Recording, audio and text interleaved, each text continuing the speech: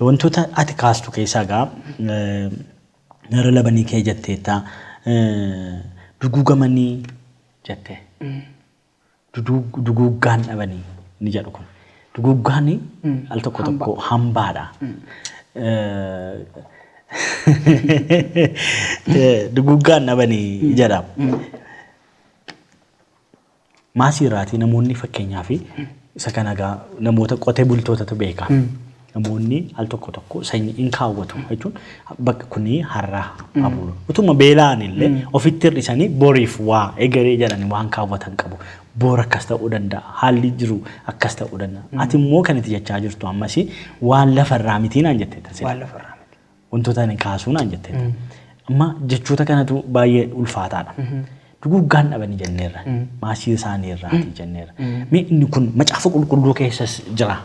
Namootni waaqayyotti amananii jireenyi isaanii akka badee hin banne hin kaa'ama macaafa qulqulluu irra jira waan ta'eef jechuudha. Isa kana akkamittiin isaan hiikkannuu fi isa kanatti fiduu dandeenya. Garaagarummaan ilaalcha keetii fi namoonni hiikkatan gidduu jiru sitti fakkaatu gidduu jiru yookiis immoo yaada sii kennan gidduu jiru maal fakkaata isa kana situ nu ibsite akkaataa itti yaaddee wadaloo fi wadaloo yeedaloo isaa barreessite kuni hiikuma isaa guutummaatti tu nu ibsite bifaafannaa maal jedha badeen baduu beeka sanyiin dhugaaf sagadu yoo isaan rafan rabbitu eega duguugamanii maasirraa hambaan dhabanii bushaayeen isaaniiyyuu eebbadheedha. Ofii isaanii mitiiti loowwan isaanii. Maal jedhe guyyaa tokko waaqayyo looxiin. Soddoota kee firoota kee baafadhu jedhe. Isa miti kan isarraa hafeeyyu. Nuhiin immoo gaafatti dubbate waaqa maal jedhe bineensota oolche. Waaqayyo si jaallate jechuun biyya kee saba kee bushaayee kee simbirroota ilbiisota oolchuu danda'a. Wantoota sitti waamaman hunda isaanii yoo oolchuu danda'a. Kanaaf sanyiin dhugaaf sagadu. Ishee jettu namoonni diippilii waan hubatanii fakkaatu. Namoonni muraasi. Dhugaan eenyu? Dhugaan Yesuus malee hin jiru. Bishaan tokkoon kuni bishaan yoo jette faranjii tokkoon bishaan miti siin jedha. Dhugaan bishaan sana waan inni beeku yoo itti himte. Ingiliffasaa. Waan beektu tokko. Amma fakkeenyaaf bishaan maal jenna nuti? Bishaan miti bishaan jenna. Amaariffisa maal jedhama? Uhaa. Ingiliffisa maal jedhama? Water. Amma yoo dhaqxee watarii kanaan ammati bishaani kun yoo jette faranjiin si dhagaa? Nagaa. Kanaafi dhugaan waan nuti harkatti qabanne iskiriptoo kanaani ati qabatteetta iskiriptoon kun sirka jirannaan dhugaa ati jettu miti. Dhugaan Yesuus Kiristoos. Dhugaan hin jijjiiramne hin jiru. Wanti asitti dhugaa iddoo biraatti soba. Siyaasni nuti dhugaadha innee qabannetti ciccinu iddoo biraatti immoo soba biraa ta'uu danda'a. Kanaaf wal dhabdeen biyya kana keessa jiru dhaloota kana wanti raasaa jiru namni utuu dhaggeeffatiin haasa. Siyaasa keenya kan jeeqaa jiru sagal. Namni utuu dhaggeeffatiin dubbata. Argiteetta yoo ta'e yeroo darbe poosterii shilingii jedhu akka laxxafeeni feesbuukiin kun babbade galgala isaa. Sirba hojjettee sagalee waaqayyoo keessaa isaa fiddee poosterii sirbitootaa duukaa wal bira nakaa'anii dharraa sirbaa keessa baate. Dharraa yoon dharree yaani waan an dharree nyaadhu. Yoo sirbi eenyu na dhowwata. Seeratu na dhowwata moo namatu na dhowwata. Fedhii isaan qabduuf malee. Hin qabuuf malee. Kanaaf utuu ergaa faarfannaa isaan dhaga'een nama poosterii footoo argee nama sitti taasisu maal jettan malee. Hin faarfanneewu, hin dubbanneewu, hin haasofneewu, achi hin baaneewu. Sadarkaa hiikkaansaa hin jiru. Ani dirqama Yesuusee, dirqama Waaqayyoo, dirqama galatoomii jechuun irra jiraata. Soo galateeffachaa noolas godhatti. Maqaa shilingii dubbisanii komentii isaa laalimee ati. Komentii isaa seente argitee tata. Kanaaf siyaasa biyya kanaa kan forocu, amantaa biyya kanaa kan forocu. Utuma isin argisi jibbu. Biyya kana keessatti amma akkasumatti si ilaalanii si tilma. Yoo tariin dubbisiin darbite ta'e of tuulaa siin jedhu. Wanti si dhibuuf wanti si ajaa'ibu immoo tapha miidiyaa jira amma immoo tiiktaakii wanti jedhamtu tokko dhufte. Amma kana laamataadhaan akkasii naannessu. miidiyaa irratti singurfatan. Amma ani kasasamuu dura yookaan bileemna gochuu dura ergaasaa dhaggeeffatanii yoo na gorsan maal ta'a keessaa. Kanarratti waan an hojjechaa jiru tokko jira. Isa badiirraa maal arganna isa jirurraa malee. Faarfannaa dhamoo faarfannaa hojjechaa walaloo isaa sii jedha. Ameechi dhallaan dhadhaa dibatu qabee qoraafatu aannan unatu tirfii ribbii kennatu. Garuu qal'aa waadanii muratu yookaan gottatu bakkeetti gatu raqaaf funyaan qabatu. Dallaa yoo diiganii qoraan godhatu hollaa lolanii eenyuun kadhatu yeroo harkuu fi qallatu. Abbaa gananii eenyuun kakatu maaliif walgatu hojii yaratu ilmoon seenaan dagatu. Ilaalamee miti gannaaf galaa kaawwatti gamna akkamiiti nu wal beeknaa miti qooda wal hamannu wal hamanna nuti. Ilaalamee gondaa yeroo toora yaatu eegdee duraaf booda lammiimmaaf wal qooda maatii turbaata galgalaa irratti wal ooda kuni hooda jedha. Tole faarfannaan kun immoo haaraadha moo satamma haaraa hojjechaa jirtu? Satamma haaraa hojjechaa jira. Waaw baay'ee namatti tola. Garuu ammas isuma kaleessaarraa waan dachaa lama moo dabaltee dhufte fakkaata. Namoonni gaaffii akka isaan kaasanii gondaa mixii wantoota kana dabalattee dhufteetta. Bormoo gondaa itti poosterii akkam fildeen unne. Waa'ee mixii moototatu qorachaa ture Solomoon fa'a. Uummanni kan hin beekne hin jiru deema nama. Macaafa qulqulluurraa. Kanaaf ameechi dhallaan dhadhaa dibatu qabee qoraafatu aannan unatu tirfii ribbii kennatu. Garuu qal'aan waadanii muratu yookaan gottatu bakkeetti gatu raqaaf funyaan qabatu. Suma mana keessatti itti fayyadamaa turte iyyuu hin gattaa jechuudha. Yoo jiraate irraa fayyadamta waan baay'ee yoo du'e maal godhatu? Dallaa diiganii qoraan godhatu hollaa lolanii eenyu hollaanis dallaanis tokko hollaan keessi eega dallaan keessi. Dallaa diiganii qoraan godhatu hollaa lolanii eenyuun kadhatu yeroo harkuu fi qallatu akkarraa miti dubbii. Abbaa gananii eenyuun kakatu maaliif walgatu hojii yaratu ilmoon seenaan dagatu. Dhala namaa mitiiti ilaalamee miti gannaaf galaa kaawwatti gamna akkamiiti. Nu wal beekna miti qooda wal hamman wal hamanna nuti.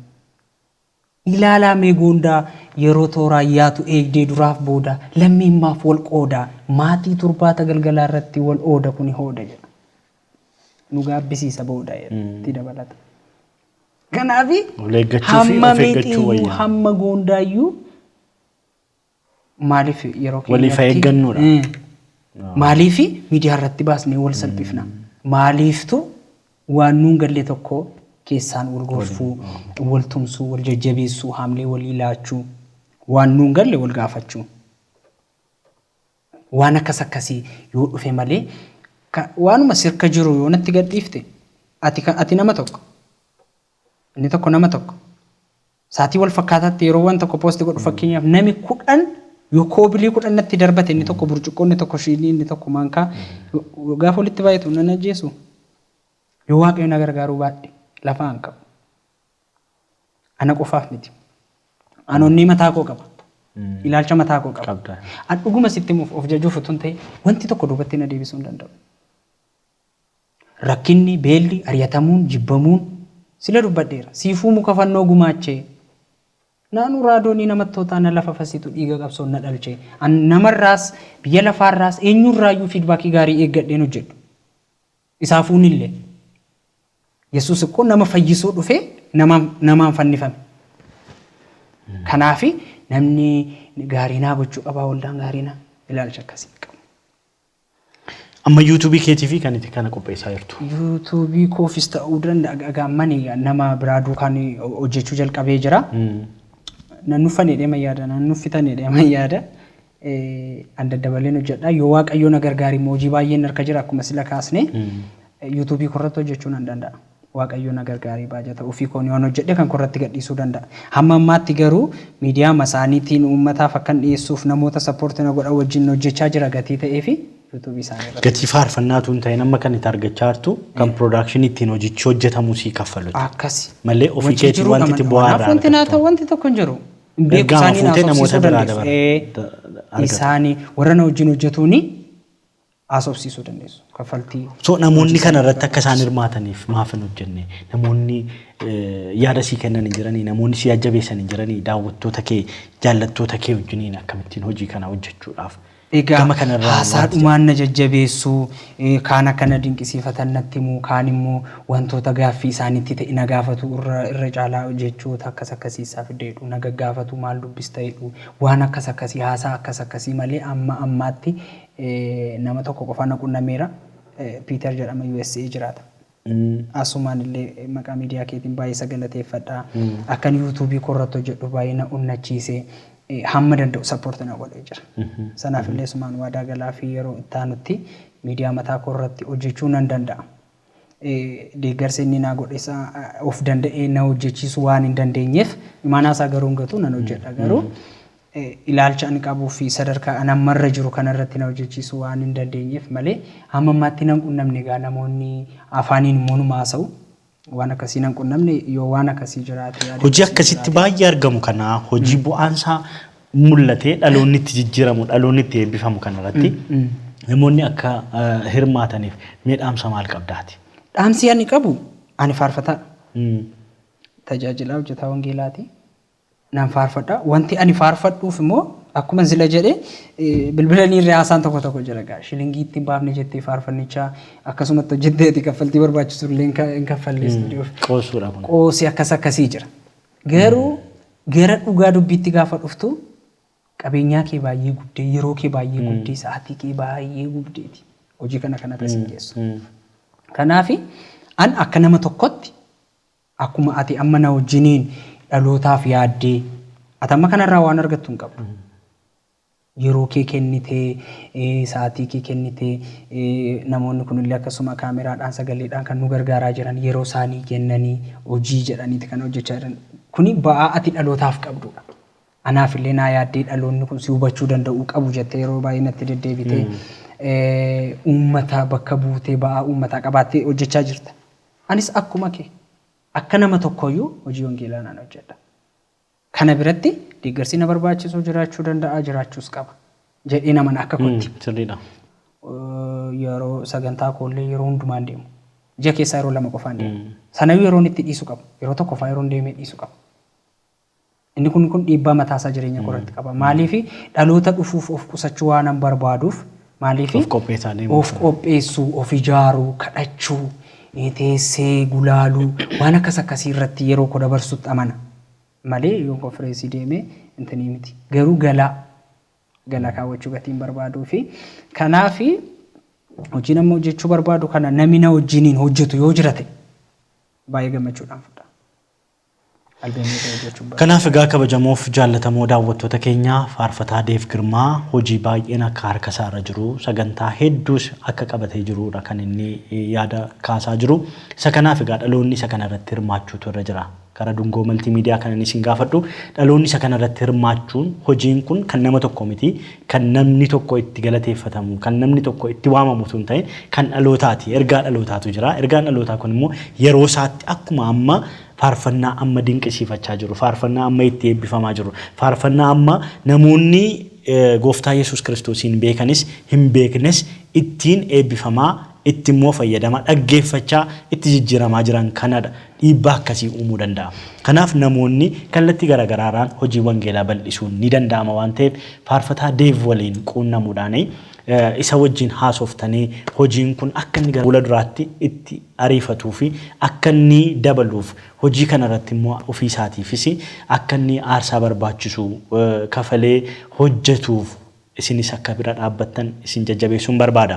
Egaa kallattii tokko duwwaaraan hin hojjennu ni kaan qarshii isaatiin hojii hojjetaa ni kaan humna isaan hojjetaa ni kaan beekumsa isaan hojjetaa ni kaan akka deebifamu waamicha isaaniin hojjetu waan ta'eef isa kanarratti isinis Deef bira jajjabeessaa itti dhiyaadhaa gorsaa akkasumas immoo qabeenya keessaniin illee faarfannaa amma dhokatanii jiran faarfannaa amma ba'anii hojii hojjetu bu'aa buusu jennee itti amannu kana dhaloota biraan ga'uudhaa fi nus ariitiidhaan gara faarfannaa isaa hafee jiru harkaa baafachuutti hadeemnu sababni isaa hamma wal bira jirruttidha carraan nuuni amma qabnu kuni nama gargaaruuf baay'ee yeroo xiqqoo qabda yeroo qabdutti nama gargaartu taanaan bor nama sana argachuu dhiisuu dandeessa. Nama gargaartu dhabuu dandeessa.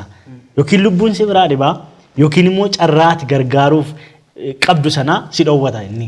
Sababni isaa Waaqayyo haala si mijeessee ofii kee of dandeesseenaan carraa nama gargaaruuyyuu dhiista jechuudha. Carraan nama gargaaruuf qabnu yeroo murtaa'etu jira.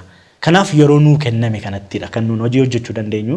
Nama harkaas gargaarsa fudhachuu namas gargaaruu kan dandeenyu yeroo kennamte qofaarratti. Kanaaf akkuma nama tokko nama jireenya isaa mo'achuuf bu'aa bayii hedduu keessa darbee jiraachaa jirudha.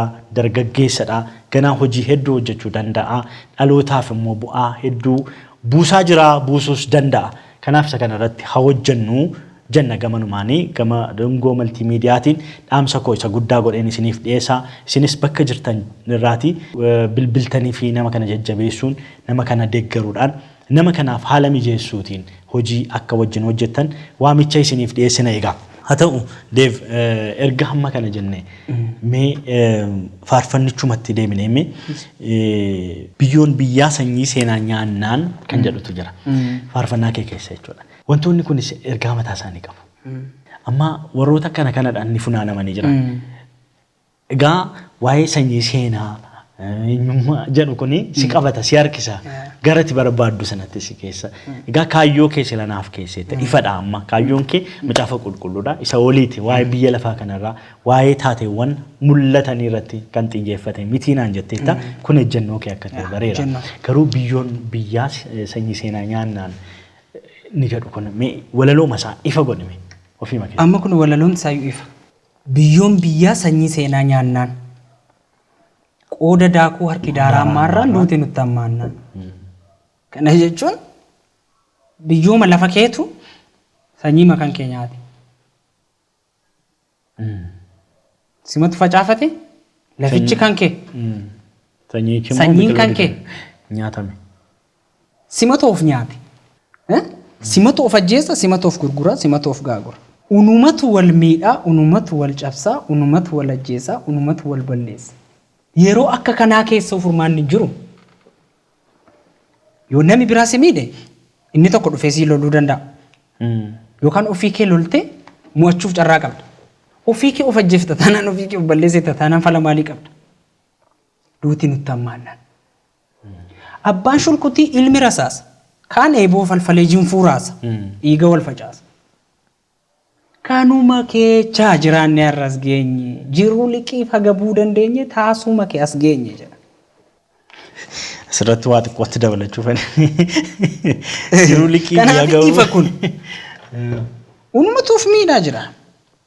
Yeroo akkasii keessa furmaanni sabi kun qabu ammayyuu dhaamsan qabaan. Geggeessitoota biyyaaf dhaamsan qabaa. Xiinxaltoota siyaasaaf dhaamsan qabaa. Geggeessitoota waldaa kiristaanaaf dhaamsan qabaa. Raajota ergamoota warra biyyaaf kadhataniif dhaamsan qabaa. Saatii kana keessa wanti nu baasu ilma Waaqayyoo isa lammii addaan hin baafne, isa qomoo addaan hin baafne, isa afaan addaan hin baafne, isa aadaan addaan hin qoonne, isa qofatti nama deebi'etu of oolfachuu danda'a malee namni saatii kanaa ofiisa of miidhaa jira. Kanaaf kanuma keechaa jiraanne irras geenye taasuma kee as geenyedha wantichi. Utuu Yesuus hin jiru ta'e, utuu Waaqayyo hin jiru ta'e, anatu of balleessa ture. An namarraa komiin qabu ammayyu. Qaami biraa na balleessu hin jiru. Seexanniyyuu na dadhabe. Cubbuunuu na dadhabe. Du'iyyuu na dadhabe. Jabina eenyuun?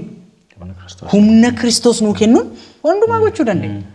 Kanaafi ana nama cubbuun dadhabe, du'i dadhabe, biyyi lafaa dadhabe karaa Yesuus waan tokko sodaadhu. Garuu biyyuma wal balleessaa jiru, sabuma wal balleessaa jiru, dhalootuma wal balleessaa jiru, anaama of balleessaa jiru kana gidduutti iyyuu Yesuus Kiristoos si taasuun as ga'ee jechaa jira. Ifa kun siyaasa duukaa maal wal qabatari? Jiruu liqiif agabuu dandeenya jedha. Si dibdeetti waan ishee. Jiruu liqii jiruun agabuun kunis baay'ee tarii. Jiruu liqii jechuun maalidha? Kan sii kennan kan sirraa fudhatamu. Kan kee miti. Yeroo baay'ee liqiin namaas kunis mataa si yaabbattee jirtudha. Shilingiin narra hin jiru. Jireenyi guddiidha garuu shilingiin narra hin jiru. Narra hin jiru. Tarii egaa namni qophaa jiraatu kuni hin fuune naan jedheera dargaggeessadha ganaa Waaqayyoon qopheessaa irra jira. Guyyaama tokko irra faanaan jette. Guyyaama tokko waaqayyoon. Guyyaama tokkoon ciisaa jedhee jira. Kanaaf tarii namni qophaa jiraatu kun egaa suuqii naannoo isaatti jiru irraa buddeena gogaa kanas fudhatee gala. Kana tarii wantoota akkasii faasirra jira laata. Ani guyyaatti faayiroo tokko nyaadha. Kursii koo darbee sa'aatii 8tti faayoon laaqanumaaf kursii walitti nyaadhe hojiirraa waan turuuf immoo achumaan buluu nan danda'a. Ani guyyaatti 3 nyaadhee hin beeku. Kuni sababa hojiitiin moo sababa hanqina baajataa keetiiti? Hojii namni hojjetu baajata hin kaawwatu. Hin qabatu. Sana wajjin iyyuu dhabee beela'ee jechuu iyyuu tun ta'ini yerooma isaan argadhu. Kanaaf amma 3 nyaachuun si biratti ani irraanfadheera. Sadarkaa jechuun dhugaa dubbachuu fi baay'ee naa gaddu namoonni istuudiyoo keessatti baay'ee naa gaddu. Garuu ani hojii marratti waan ani fookas godhuu fi appetaayitii iyyuu hin qabu. Yeroo baay'ee rakkina nyaataa qaba sumaan keessa naa bara. Yooma keessummaa dhufeeyyuu nyaachuu dhiisuu dandeessa. Yaaddayina. Nama dhiba baay'ee. Mudannoo kee keessaa bilbila yeroo 2 bitee jedhama. Tokko bitee attuun keessaa fudhattee torban isaatti bitee Finfinnee dhaqee torban isaatti Samsangii waan jedhu tokko biteetee dhabee galeedha. No. Ani akkuma tasaanini makiinaa keessa kaayirraan fadhee bu'e malee. Bilbilee. Egaa kuni maqaa balleessi. Moobaayilii Samsangii tokko attuun keessaa fudhattee jedhamiga. Isa jalqabaa wal sirreessaa deemu wayi. Infinixii tokko isa jalqabaa fudhatame. Tarii immoo bilbila isaa yaadatte yoo ta'ee fi si yaadachiisuu barbaade. Tarii bilbilichi sana ture. Tarii bilbila kee inni fudhatame jechuudha. Inni teelaanas kan biraan jiraachuu danda'a. Makiinaa keessan kaa'ee irraan fadhee bu'ee malee ani akkamitti anatama. Tasayyuu na ta'u. Tarii mudannoo ati gara tajaajilaatiin qabdu tajaajilaaf deemtee umurii kee kana gaafa laalanii haala kee gaafa laalanii namuma qallaa Antuun fakkaatu CD keerraa amma keessumatti shilingiin kuni waan inni fidee dhufe nama guddaa abbaa maatii wayii fakkaata skeerbii fudhatee kootii uffatee gaafa naanna'u tarii ofii keetii daayireekt goote siin jedheera sila sitti meera tarii hojiin kun baay'ee biizii siin godhu isa sana caalaa sammuun kee maltii akka inni yaadu baay'ee bal'istee waa'ee isa kanaas yaada waa'ee faarfannaas yaada waa'ee muuziqaa yaada waa'ee sanaa yaada sana hojjechuun akkamiin ulfaatu wantoota uffatte sanaaf wantoota gootu sanaaf immoo haala mijeeffachuu wajjiniin ami akkamitti keessa dabarte sana immoo baay'ee mudannoo isa jettee fi anamma gaa mudannoo baay'ee sin qabu yeroo ta'e qofa iddoo ta'e sagantaa deemee kamisaa amma qidaametti na shakkanii tarii yeroo sana faarfannaatiin miti kanan affeerame isa barsiisota jedhanii qeessota gurguddaadha hundama kan Yesuusiiti. Barsiisaa nama 2 waamanii raajii jedhanii immoo na waamanii isaan qeessota sabaa barsiisanii fi warri na waaman sun na beeku itti amanu warri dhufan sun hin beekan kanaaf jedhanii sagantichi guddaa gatii turee fi wanta dubbatee immoo sagantaa keenya balleessa ijoolleedha maal shakkii jedhuuni maqaa isaaniis jedhuun barbaadu beekuu dandeessu tarii. Akka kanatti na sossobaa na gorsaa galgala naa kadhatu haamlee koo fi guyyaa sagantaa na dhowwatu yeroo tokko barsiisu tokko ka'ee isiniin eebbisaidha. Akka kanatti sagantaa agagaafa qidaameen dhume agagaafa sanbata saatii boodaatti na dhowwatani. Fiilaanne. Sana booda wanti ta'u ta'ee yeroo sanas na gadha ture Waaqayyoo maannaan jedhe nama waraanuuf nama ajjeesuuf cuuphee fidatee dhufe ture. Sagantaa sana yootti dubbatame jeeqama dhiisuuf yookaan bayee ajjeesuuf haga sanatti calliseetti gore waan si dhibu dhugee machaa'ee ture Waaqayyo miraa intanii kana dubbate namichi saatiin dhumeennaan anis kadhachuu ba'aan jiru yeroo saatiin dhuma jala ga'utu bayee ajjeesuuf jedha ture dhaqee manii maayikii irraa fudhadhee isa tajaajilaa jirudha. Sana booda achi ba'ee namni akkasiitu jira namni kun amma of wallaala jennaan akka cuuphee intanitti harka isaatti baadhatettu cuupheen harka irratti gogee iyyaa dhufe jechuudha. Gubaayeen hin na'e dirqama irraa fudhe amma gidduutti irraa fudhe ijoollummaanis jira dhaqee mana irratti qabadhe.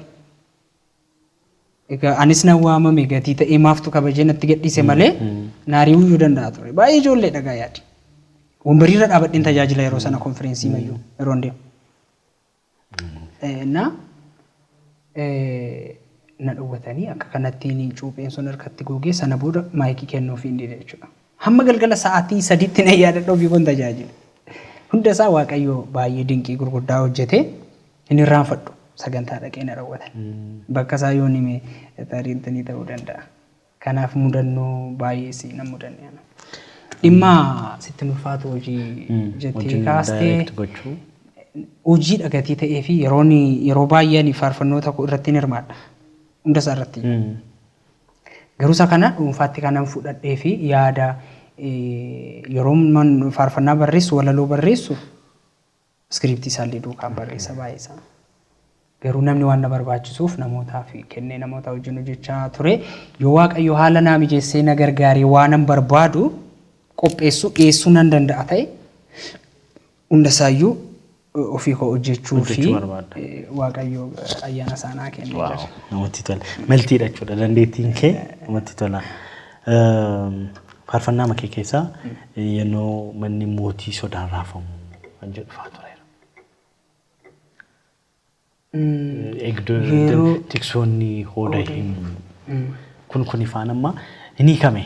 Egaa waan hiikameedha waan hin godhu hin qabu. Gaaffii namoonni gaafatu. Gaafatamee gaariidha jedhani waan ta'eef tarii maanni wantoota haaluma biyyaatii laata. Tarii akkuma sila siin jedhe wantoota biyyi keessa jiru fakkaata. Ergaa yeroo fakkaata ergichi. Walumaa gala wantoota akkasii jiraa laata.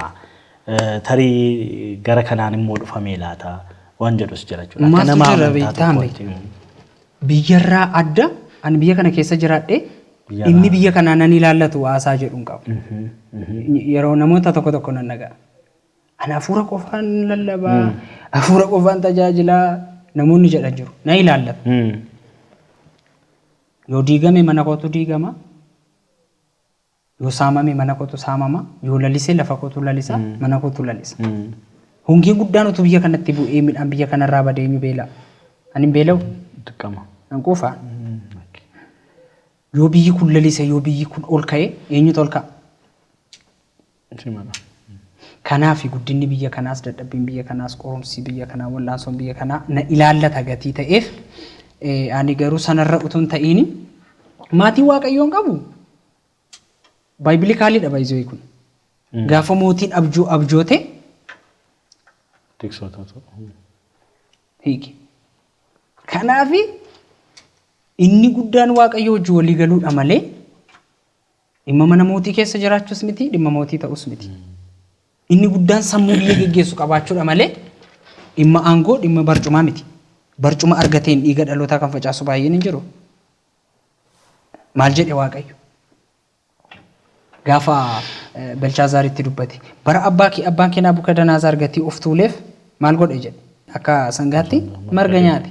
Ati sar'a isarraa utuu hin baratiin yoo barbaadde gadi buusta yoo barbaadde ol kaasta yoo barbaadde muudda yoo barbaadde hin kuffista. Kanaafiyyuu Waaqayyo si tilmaamee iddoo keerraa waan si dhabeef maal si godheere si tuffadheera jedhe. Inni guddaan barcuma argachuu miti barcuma argateerra taa'ee hojii sirrii hojjechuu kan sammuu dhalootaa balleessu kan umurii dhalootaa balleessu jira. Kanaaf utuu inni aangoo argate barcumarra taa'u warri bakkee oodee. Dhimmi isaa dhimma aangootu hin ta'in dhimma Waaqayyo wajjin walii galte.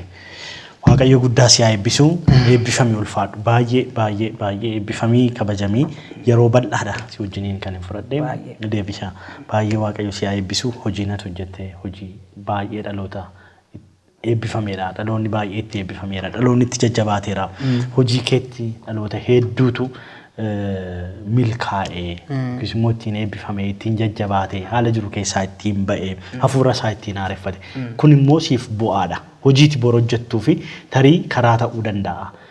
Akkati baay'ee hojjettu si taatisa tarii hojiiti kaleessa hojjette kuni isa borii akkati baay'ee itti yaaddee hojjettuu fi si taasiseera waan ta'eef isa kana akka milkaa'inaatti fudhachuutu sirra jira. Egaa ba'aa guddaatu immoo sirra jira ba'aa dhalootaa baay'eetu immoo jira adaraa wantoota kanaa gadiin bu'uun dhufuu siin dandeessu amma kana booda jechuudha. Kana booda yooma danda'ame kwaalitiin kee istaandardiin kee ba'eera al tokko Kanaaf waan kanaa gadiin hojjetamuun dhufuu hin danda'u jechuudha deemu.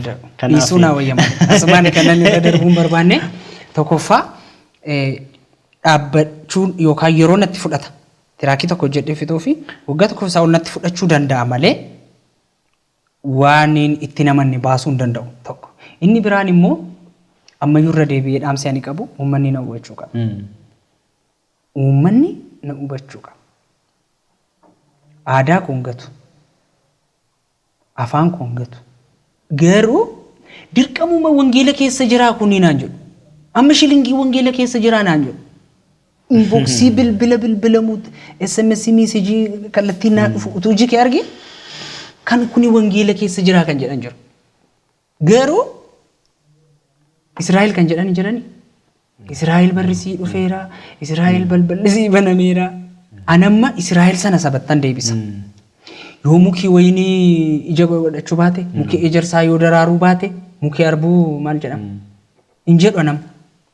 Gara nuugiitti, gara boqqollootti, gara bunaattan deebisa. Waan uummanni beeku malee amma saba kana waa ejersi nyaatamu manu biraa maalitti beeku? Yeroon akka kanatti fayyadamu uummanni kun sabi kun na hubachuu qaba. Waan isaaf hin galle kallattiidhaan miidiyaa irratti bahee akkanaasa ullee yoo barbaadani miidiyaa irraa baqachuu dhiisee waan keessa ku jiru ifa bilisa taasisuu danda'a. Dadhabbii koo wallaalummaa kooraan of Waaqayyo si haa eebbisu. Kanaaf amma gara fuulduraatti sagantaa bal'aa qabdaa karoora hedduu akka qabdudha kan itti keessee albeemii guutuu hojjechuuf pilaanii akka qabdu keessetta. Faarfannaa sanaaf guutan jiru amma. Ammatu borga nama namni carraama ta'e namoonni wajjin hojjenna waan akkasii akkata hojjettu barbaanna kanaan immoo si gargaaruu barbaanna si bira dhaabbanna jedhee wanti harka keera jiru qophaan wayii wanti jiru jira laata. Kan waggootaan qopheessa malee ana gaafa faarfannaa jalqabee hojiin koo ga'een koo faarfannaa barreessuu gatii ta'ee fi anamma faarfannaa hojjechaan jira gatii ta'ee fi hojii kooti. Reekoo laaqana koo irbaata kooti. Waaqayyo guddaa si haa eebbisu baay'een si galateeffadha yeroo kee bal'aanaaf laattee akkasittiin walii wajjiniin turtii akka taasifnuuf egaa ayyamamuu ta'uu keetiif baay'ee Waaqayyo si haa eebbisu ulfaadhu kabajame dhumarratti namoota galateeffattu akka carraa wantoota kana keessatti immoo haala kana keessatti namoonni na tumsanii na wajjiniin turanii na wajjin dadhabanii akkas jettu yoo jiraatee fi carraan sii kenna waan jechuu barbaaddu yoo qabaatte dursitee isa yoo dubbatte gaariidha. Kanan jedhu jalqaba irratti Waaqayyo si haa eebbisu atillee keessummaa kabajaa gootee waan sa'aatii kana kabajee ati ittiin iddoo kana naalaatti dhugaa dubbachuuf gammachuu guddaan natti dhaga'ama. Yeroo jalqabaa kooti akkasitti nama wajjin taa'ee haasa'uu nanaa fi kanaaf uummanni illee dogoggora koo wallaalummaa kun of bulchuu danda'anii mana sababiin isaa ani hojii baay'ee hojjechuuf hin ka'e. Nan kai maleen xumurree gatii ta'ee fi wantoota booru ilaalcha koo ofuma koyyuu waan boor jibbu qaba. Gochaan irra godhee haasaan amma haasa'eeyyuu waan boor gaabbu waan boor jibbu jiraachuu danda'a ta'ee isa kana uummanni akkasitti wallaalummaadha jedhee naa fudhatee waan dogoggoree waan balleesse irra naa darbuu qaba jedhee naman akka maatiitti. Sana bira darbee atillee keessummaa gootee na kabajuu keef irra deebi'ee dungoo maltiimiidiyaatti baay'ee si galateeffadha. Taansuun TV fayyinaa baay'ee galateeffadha. Akkasumallee waaq jiraatuu fi Asaffaa waaq jiraa yookaan mootii Oromoo Gospel Songii baay'ee galateeffadha. Namoota hojii kana na wajjin hojjetan Boonii yookaan BW Production Shiiloo yookaan Raajaa muuziqaa kana akkasitti miidhagsee kan hojjete Raajaadha. Inni illee baay'ee yeroo isaa kennee baay'eetti dadhabee miksingii kan hojjete isaa muuziqaa kan hojjete isaa. Irra deddeebi'ee dhaggeeffachuun dadhabbii guddaadhaan kan inni muuziqaa kana hojjete waanan irra darbuu hin barbaanne halkan taa'ee dhaggeeffatee guyyaa gatii biizii ta'aa ooluu fi halkan dhaggeeffata.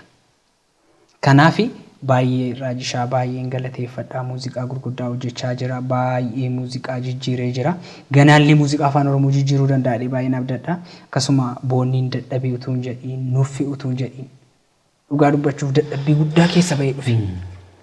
Waaq jiraan illee akkasuma asee naa bilbilee na jajjabeessaa siin kadhadhaadha ati amma kadhachaa jirtaadha maalirra geessee jedha baay'ee nama addaatti dhugaa dubbachuuf namoota wajjin hojjedhe Waaqayyootu akkasitti laphee isaanii naa kenna ta'een beeku namootaan baay'ee dinqisiifadhuudha kanaaf asumaan baay'een isin galateeffadhan jedha.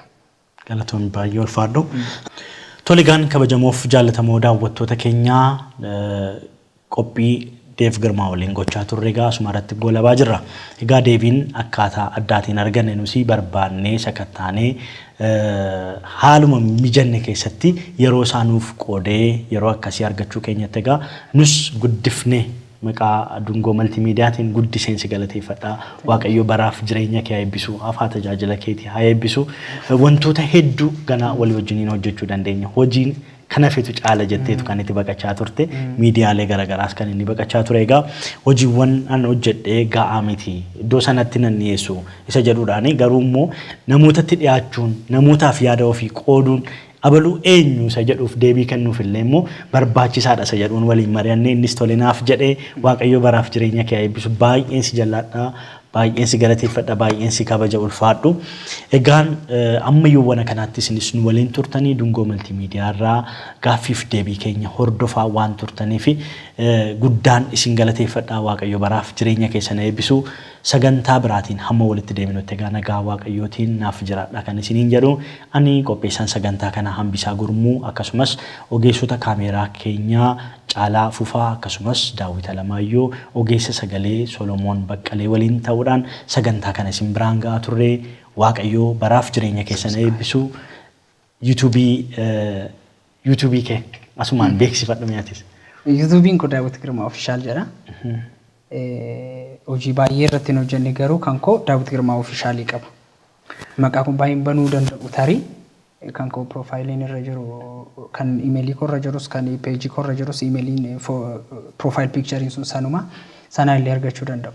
Kanaaf Daawit Girmaa Official Tube kan jedhu egaa subscribe godhaa jajjabeessaa barreessaa fi share waliif godhaa egaa yaadni isaa kun hojiin kun akka inni baay'ee itti fufee hojjetamuuf egaa nama kana jajjabeessuutu nurka jira kan keenya waan ta'eef ofiima keenyaa guddifachuutu nurra jira wantoota har'a gaafannu kana bor gaafachuu dhiisuu dandeenya waan ta'eef isinis Deef Girmaa jajjabeessaan isiniin jedha akkasuma Dungoo Maltiimiidiyaa share godhaa waliif YouTube keenya subscribe godhaa page keenya akkasumas like share nuuf gochuudhaan nu jajjabeessaa yaada keessan nuuf qoodaa namoota immoo dhiyaachuu turra